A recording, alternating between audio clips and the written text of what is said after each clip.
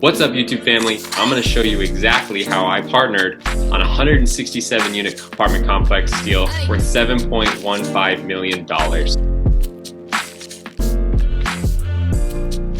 I wanted to give you an easy step-by-step guide that will help you and help me. So you go to my channel, you click on any video that you want to look at. This one looks good. Now, here's what you need to do. You see this little like button right here? You gotta push it until it turns blue. Once you push it and it turns blue, you're done. The next thing that you need to do, if you haven't done so already, is click this little subscribe button right here. And as you do it, there's a little bell that pops up. Click that button, and then you'll be notified anytime we upload a new video. So thanks for your help.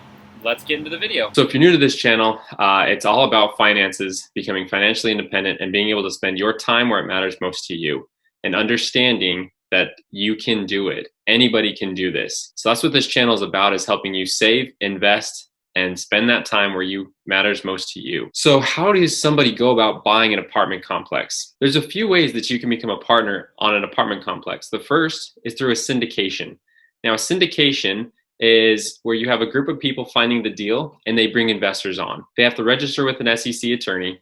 They have to put together this packet to be able to be compliant with the Securities and Exchange Commission. The second way is to become a joint venture, which is where you get 4 or 5, no more than 6 people on a deal, and each of them have to have an equal part in the deal. Not necessarily meaning they all have to put in capital, but they all have to take part equally in some way. They cannot just invest money and expect to get a return out of it.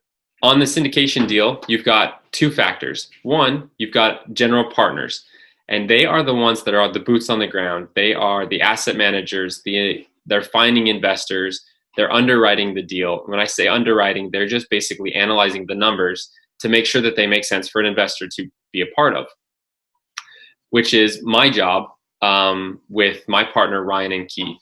As I'm the underwriter, I make sure that the numbers work. So if I were to become a general partner on a deal, my job would be the underwriter, making sure and weeding out all those properties that don't make sense. For prime example, we were looking at a property. They wanted $5 million for this property. It was, I want to say 70 units. And as we did the numbers and broke it down and started to understand what was going on in that market, it really wasn't worth more than like $2.5, $3 million. And they were not budging on their price. We even offered them seller financing, which would have given them about $100,000 of passive income a year for them, but they did not want to do that. So we backed out of that deal. The other side of this is the LPs, limited partners, or sometimes called silent partners. These are the ones that are the investors in this deal. These guys bring a package, they present it nice and neat to investors, and then the LPs, they contribute capital to fund this deal. So this deal that I just did, I became a limited partner on this deal, 4 Oaks Capital on Augusta, Georgia. It's 167 units, and they raised $3.97 million of that $7 million property. Now that is a good chunk of change that they raised from multiple investors across multiple states and investors. Their minimum investment was $50,000, and their maximum investment was $450,000. So any amount in between those two, you could partner on. My partner and I, that I've been working at getting a deal as a general partner, and we both contributed $25,000 towards this deal. And we knew them, we've worked with them, we've talked with them. We were able to contribute to that minimum, $25,000, between the both of us. So why do I tell you that? Because I want you to know that anyone can do this. Anyone can put together a team to buy an apartment complex. It's just like buying a single family home. You just have more players. And why would you do this? Because the scalability from a single family home to 167 units, it is exponential.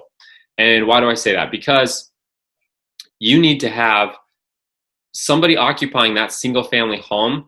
And if you don't, you have 100% vacancy on that property, which means you are getting no money from that one home.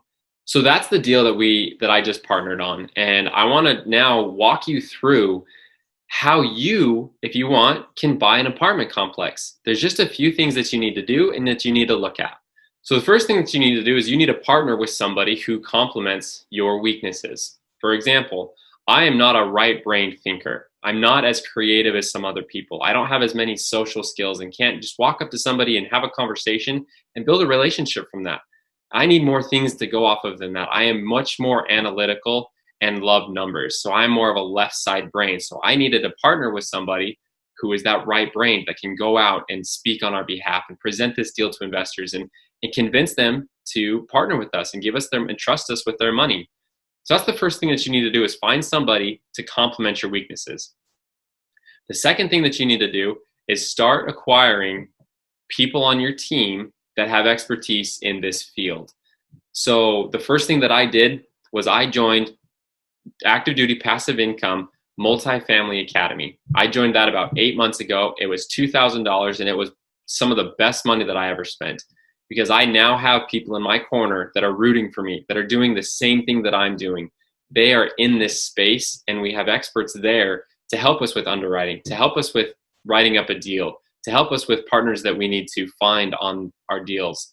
So join an academy. That $2,000 I will make over about 10 times in this deal, this one deal that I did. And that doesn't include the partners and the relationships that I've made. So find somebody that complements your weaknesses. Join a mastermind that can help teach you specifics and join you with other people who are doing the same thing. It is a team sport. Single family, you can get by doing it by yourself. Apartment complex, you need a team to do this and accomplish this.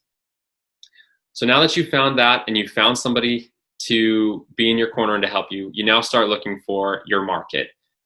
And as you find your market, you're looking for a few things. When you're looking at a market, one of the things that you need to look at is the average home sale.